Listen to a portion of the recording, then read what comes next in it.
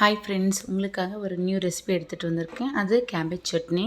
இது சாதத்துக்கு, இட்லிக்கு, தோசைக்கெல்லாம் ரொம்ப டேஸ்ட்டாக ரொம்ப நல்லாயிருக்கும். அதுக்காக பேன் வச்சுப்போம். ஃபஸ்ட்டு ஒரு 4 to 5 டேபிள் ஸ்பூன் ஆயில் விட்டுருக்கேன்.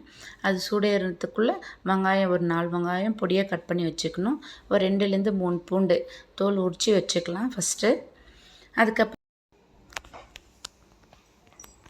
அதுக்கப்புறம் நம்ம தாளிக்கிறதுக்காக நான் கொஞ்சமாக 1 1/2 ஸ்பூன் கடலைப்பருப்பு, 1 1/2 ஸ்பூன் உளுத்தம்பருப்பு, 7லேருந்து 8 மிளகாய் எடுத்திருக்கேன்.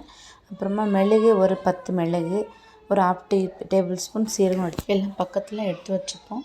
பேன் சூடு இருக்கா செக் பண்ணி பார்த்துக்கோங்க. ஆயில் விட்டுருக்கோம் இல்லையா, அது கொஞ்சம் நல்லா மேலே புகை வர மாதிரி இருந்தால் தான் நெக்ஸ்ட்டு கடுகு போடணும், இல்லை லேட்டாக ஆகும். புகை வர மாதிரி இருக்குது. சரி, உடனே கடுகு போட்டிருக்கேன். இது மிளகா மட்டும் போடவே கூடாது. கடலைப்பருப்பு, உளுத்தம்பருப்பு, மிளகு, சீரகம் மட்டும்தான் போடணும். உடனே டக்குன்னு போட்டுட்டால் மிளகா தீஞ்சிடும். ஸோ எல்லாமே உடனே போடக்கூடாது. வெங்காயம், பூண்டு எல்லாமே ரெடி பண்ணி வச்சுக்கணும் இருக்கும் இல்லையா. நெக்ஸ்ட்டு லாஸ்ட்டில் இதை கட் பண்ணி போட்டுக்கலாம். கேபேஜு, அந்த கோஸு.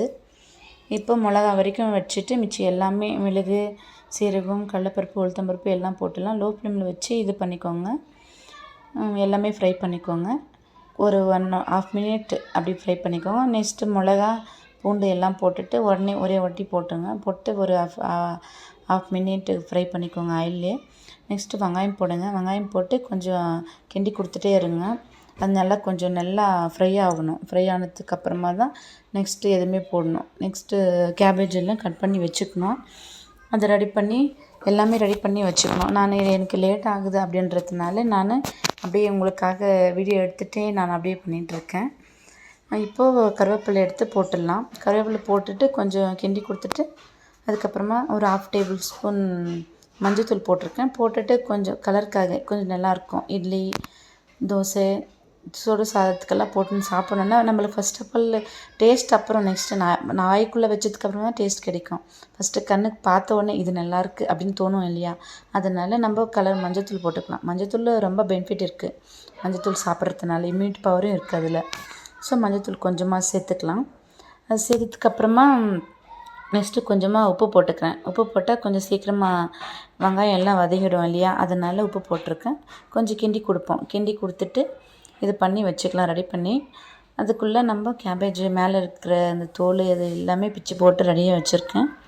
இப்போ நெக்ஸ்ட்டு நம்ம அந்த கேபேஜ்க்கு போய் நீங்கள் பெருசாகவும் கட் பண்ணிக்கலாம், சின்னதாகவும் கட் பண்ணிக்கலாம். உங்களுக்கு எப்படி வேணுமோ அந்த மாதிரி ஸ்லைஸாக கட் பண்ணிக்கலாம்.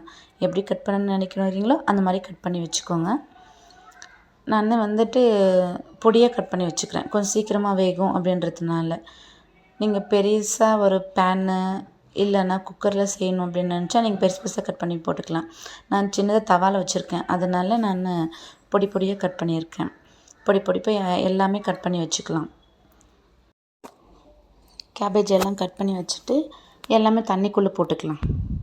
நம்ம இப்போ தண்ணிக்குள்ளே எல்லாத்தையுமே பொடியாக கட் பண்ணி வச்சுருக்கணும். எல்லா கேபேஜும் தண்ணிக்குள்ளே போட்டுட்டு நல்லா அலச்சிட்டு அப்புறமா எடுத்து அந்த பேனுக்குள்ளே வெங்காயம் எல்லாம் வதங்கியிருக்கா பாருங்கள். வெங்காயம் வதங்கிட்டு இருந்தால் எடுத்து எல்லாமே போட்டுட்டு நல்லா கிண்டி கொடுக்கணும்.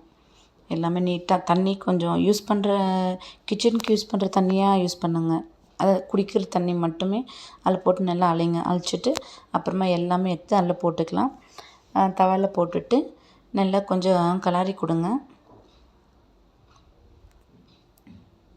எல்லாமே நல்லா கலாரி கொடுத்துட்டு லோ ஃப்ளேமில் வச்சு அது மேலே ஏதாச்சும் பேன் போட்டு மூடி வச்சுட்டு அதுக்குள்ளே நம்ம தக்காளி கட் பண்ணி எடுத்துப்போம். அதுக்காக நான் ஒரு 4 தக்காளி எடுத்திருக்கேன். சின்ன தக்காளி தான். நீங்கள் பெருசுனா 2 தக்காளி எடுத்துக்கோங்க. நான் குட்டியாக இருக்குது அப்படின்றதுனால நான் 4 தக்காளி எடுத்திருக்கேன். அதை நீங்கள் பொடியாச்சு கட் பண்ணிக்கோங்க. நான் இதுலேயே வேக வைக்கணும் அப்படின்றதுனால ரொம்ப மெலிசாக பீஸாக கட் பண்ணியிருக்கேன். அது உள்ளவே போட்டுட்டு மறுபடியும் கலாரி கொடுத்துட்டு மறுபடியும் மூடி வச்சிடணும். அது லோ ஃப்ளேம்லேயே இருக்கலாம், ஹை ஃப்ளேம்லேயே இருக்கலாம். ஹை ஃப்ளேமில் வச்சா கொஞ்சம் நல்லா கிண்டி கொடுக்கணும். லோ ஃப்ளேமில் வச்சா பரவாயில்ல, கொஞ்சம் லேட்டாக கிண்டி கொடுத்தாலும் ஒன்றும் ஆகாது, இல்லைன்னா அடி பிடிச்சிடும். அதனால் ஹை ஃப்ளேமில் வச்சுட்டு நான் அங்கேயே இருக்கேன் அப்படின்றதுனால ஹை ஃப்ளேமில் வச்சுன்னு செய்கிறேன். நீங்கள் லோ ஃப்ளேமில் வச்சுன்னு செய்யுங்க. அங்கேயே இருந்தால் நீங்களும் ஹை ஃப்ளேமில் வச்சுக்கோங்க, இல்லைன்னா லோ ஃப்ளேமில் வச்சுக்கோங்க. மூடி வச்சுட்டு அது வேகுதா இல்லையான்னு சொல்லிட்டு டெஸ்ட் பண்ணி பார்த்துக்கோங்க. அப்புறமா இறக்கிக்கலாம். வெந்துச்சாப்பா செக் பண்ணி பார்த்துக்கோங்க. மூடி வச்சுட்டு வெந்துட்டுருக்கு. அந்த கேபேஜ் வந்து எல்லாமே வெந்துருக்கு. அப்புறமா மிக்ஸி ஜாருக்குள்ளே போட்டுட்டு இது மாதிரி கொஞ்சம் ரொம்ப பேஸ்ட் மாதிரி பண்ணாதீங்க, தொக்கு தொக்காக இருக்கிற மாதிரி நீங்கள் ரெடி பண்ணி வச்சுக்கோங்க. ரெடி பண்ணி வச்சுட்டு நீங்கள் இட்லிக்கு வச்சு தோசை, சுட சுட தோசை, சட்னி, இதுங்களுக்கெல்லாம் அந்த சட்னி யூஸ் பண்ணால் ரொம்ப நல்லாயிருக்கும்.